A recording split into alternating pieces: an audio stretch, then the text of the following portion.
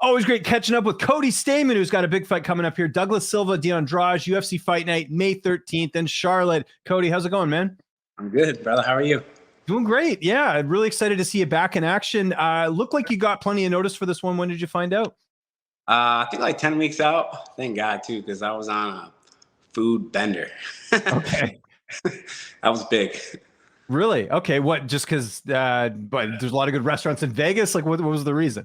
Yeah, I mean, I don't really have a good reason. I was just on a really strict diet for, months and months and months. I felt like I was going to fight, end of last year. So I was keeping my weight under control. And then as soon as I got home from Brazil, I just went nuts. Okay. Fair enough. The weight's good now, though, because you got 10 weeks, right? You're usually dialed in, right? So. Yeah, I'm good now. I mean, I would never say that I'm like good. Yeah. But I'm in a place where I can make weight. Okay, well that's good. Good to hear. And you're fighting another Brazilian here. Were you happy to get this matchup? Were you hoping for someone else? Like, obviously you want to keep active. I don't think it really matters on the opponent. But what was sort of your thoughts when they presented you Douglas Silva de Andrade? Yeah, I mean, there were kind of like a list of names that I, kind of thought I was going to fight, and I just threw them over to my manager. Like, hey, I think Sean would probably okay any of these names. These guys are all tough. They've all got, plenty of fights. They're all known in the UFC. These are potential guys I think I'd like to fight. And de Andrade wasn't on that list. But he's one of those guys that, I thought I probably would have fought him before now. Yeah. But he's dangerous. I don't think he's a guy that anybody's like, yeah, like putting their hand up like, yeah, absolutely I want to fight Douglas de Andrade. But I don't know. I fought so many tough guys in the UFC. He's just another, tough, gritty vet that I got to get through. And, skill for skill, like, I think I'm better than him everywhere. I think there's a lot of ways this fight can go. I think I could easily, kind of fight the exact same way I fought in Brazil. Just kind of dance around and fade and feign, stay on the outside and hit and move. I think that's like a pretty easy path to victory for me against Douglas de Andrade because he winds up, throws everything real hard. I think I'm probably going to be more athletic, a lot faster.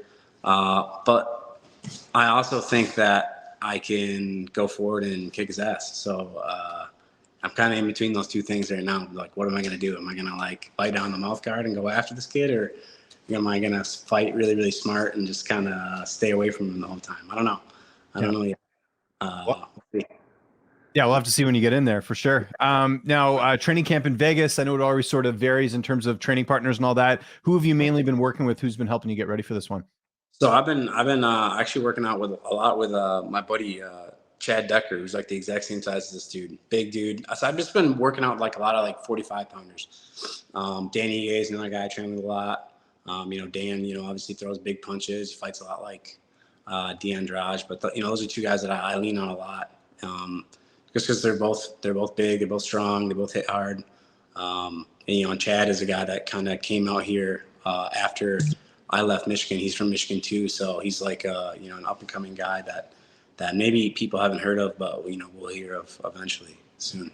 And Kenny Cross as well. I know he was hanging out with you. He just fought in Bellator. Unfortunate the result that happened, but it must be cool having a couple familiar faces around. Yeah. I think that's kind of the people are starting to realize, and maybe it starts with me, and maybe guys just come out here and they realize, what I mean? Like a lot of these guys come out and stay with me, and then they're like, hey, this training regimen is 10 times what I'm doing at home.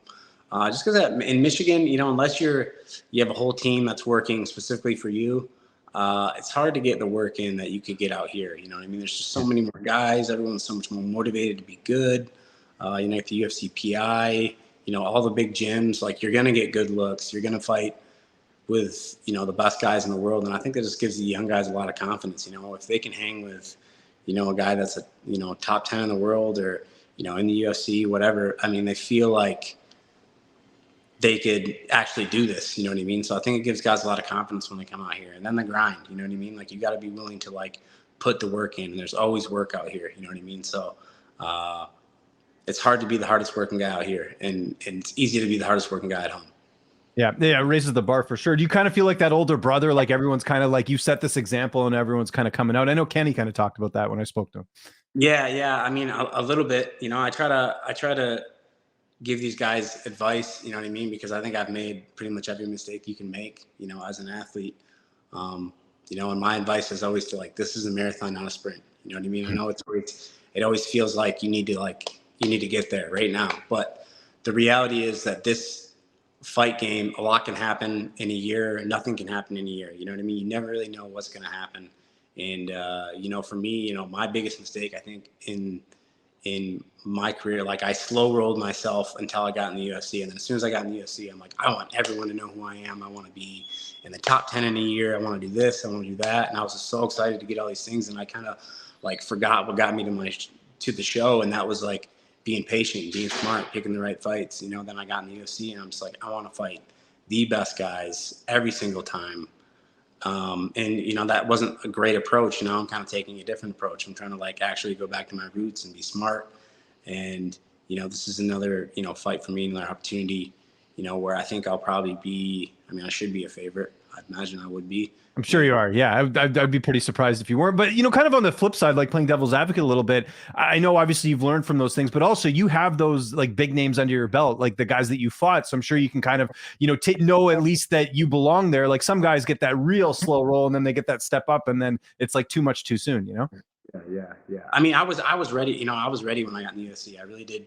I had this like crazy self-belief, even though I hadn't really like fought anyone or even trained with anyone that was like that high level. But I was just like, I know that like when I get in the cage, I can figure it out. Like I'll figure out a way to win. I'm just competitive that way. But the thing that really is different is like the UFC is just a different animal. There's a million other things that you have to, you know what I mean? You're looking at the odds, you're looking at, you know, there's a ton of people that are talking about, you know, how good this guy is, how good that guy is. And I kind of bought into everybody's hype and, you know, kind of got lost in it all. And that, you know, was like the biggest mistake for me because, I mean, what really makes a great athlete is between the years, you know, like how mentally tough are you? How like, do you let, you know, the negative stuff and other people's opinion of what they think can happen? Do you let that stuff get into your mind? Do you let that seep in and kind of plant a seed of doubt? And I think, you know, early in my UFC career, I really did. You know, I heard, you know, like an example, like Tom Duquesnoy, everybody was hyping this guy up and how good he was and he's knocking everybody out. And basically like I didn't stand a chance against him. And like I'm watching the fight film and I'm like, no, I think I could beat this guy. You know what I mean? Like I really believe that I can beat him. And then it was like fight week. It was like the interviews are almost just like, do you think it's kind of unfair that you got to fight this guy your second UFC fight? And I'm just like sitting here like, is this unfair? You know what I mean? I really bought it. And then I went out in the fight and I was pretty flat because I was like, man, he's going to kill me. And then I was like midway in the fight and I was like, what am I doing? Like I can whoop this dude's ass. What am I doing? So it was like, that was like a moment for me where I'm like, man, I like bought these guys hype and now I'm in the cage with this guy. And I'm like, he's not as badass as everyone said he was. Yeah. And you know, I learned a lot from that, but you know, everything went so fast. It took me a long time to kind of come to realization, like, dude, I can like literally compete with every single dude on the planet at this weight class. You know, so at this point, I don't really focus on the opponent as much as like just getting myself like mentally prepared. Yeah. I mean, the physical preparation, obviously, that's super important, and I have no issue putting the work in for a fight camp. But the mental aspect of it, like really, like being mentally ready to like for whatever it's going to happen in a fight, you know, you have to work on that stuff, and like that's something that I've really, you know, over the last, you know, year or so, like I've really focused more on the mental side because I'm like I have the physical gifts, I have the experience. I just like if my mind's right, I don't really know who can beat me in the cage. Yeah. No, well said. And we're coming up to your anniversary of when you debuted, right? Because it was July. I remember it was International Fight Week. You fought Terry on where? I remember that. Yeah, I think it's been like 6 or 7 years since. Has it really? Wow. Okay. Geez, now it shows you how old I'm getting. So there you go. Yeah, me too. It feels like a lifetime. Honestly, yeah. I remember not being in the UFC. Yeah, it's nuts. Back to your fight, your corner. Anything different there? Who you going to be? Who's going to be in the cage with you that night? Eddie, my buddy Devin, and Chad, who was like okay. my training partners. I'm gonna let him try to beat me up before the fight. I actually like get in a straight fight before I go out and fight. I literally have like a training partner out there. I put big gloves on, shin guards, headgear, and I'm like knock me out. Like let's go. Wow. Okay. I get in a straight MMA fight before I even go out and fight. I just feel like that just knocks off all the jitters, all the, you know what I mean? I get hit a couple times and I'm like, by the time I get in the cage, I'm like, I've already been in a fight today. I'm ready to do this again.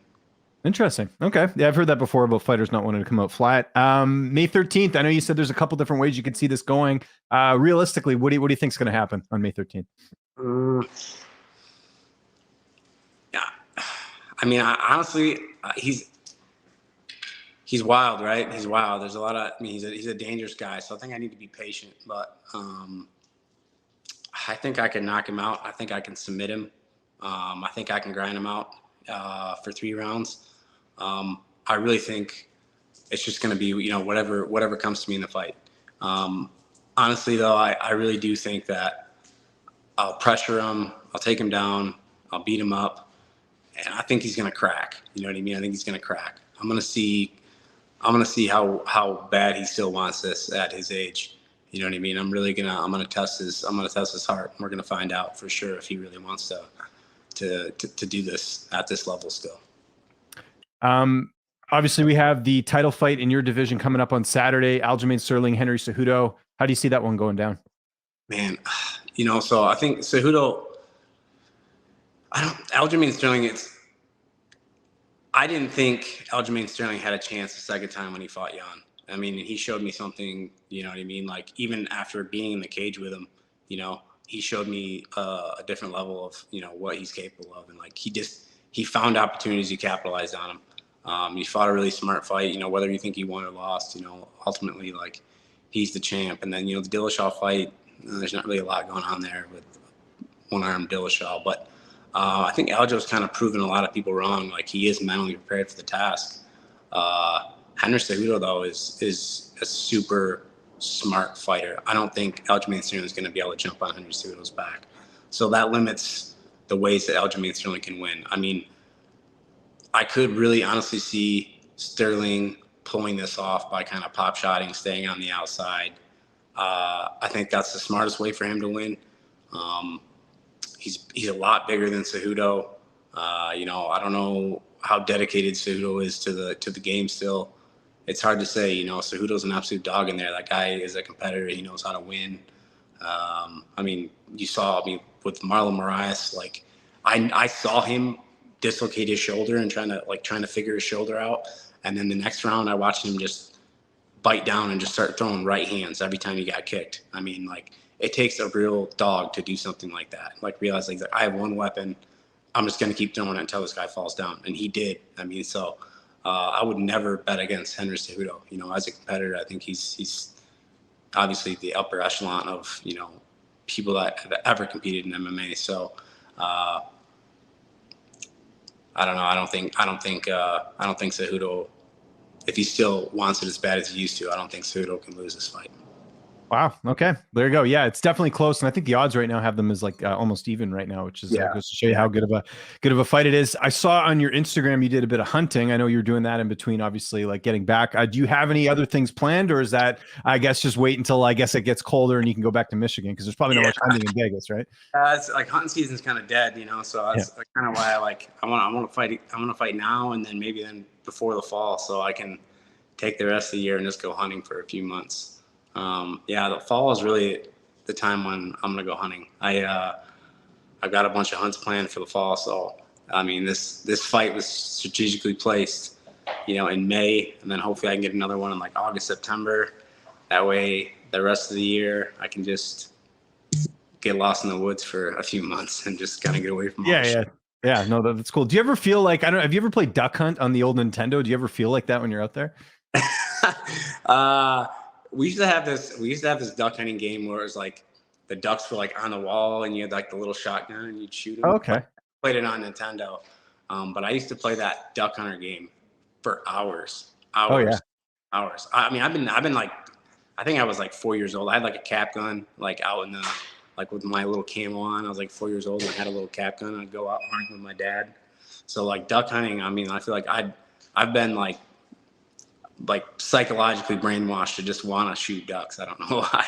So except no silly dog. Like on the duck hunt game, you'd have that dog if you missed and he would laugh at you. You never had to deal with that though when you're hunting. I'm sure you didn't have a bloodhound coming out and mocking you. Well, I've had it in real life though. When I miss, my dog looks at me like, dude, what the fuck? Because he wants to go get a duck. He's so confused. He's like looking at me. He's whining. He's looking around. He's like, what happened? What the fuck are you doing, dude? Yeah, that's when the pressure's on. But yeah, we're looking forward to this, man. UFC Fight Night, May 13th. Cody, if there's anyone you want to thank before we get out of here, any sponsors, any social media you want to mention, I'll give you the last word.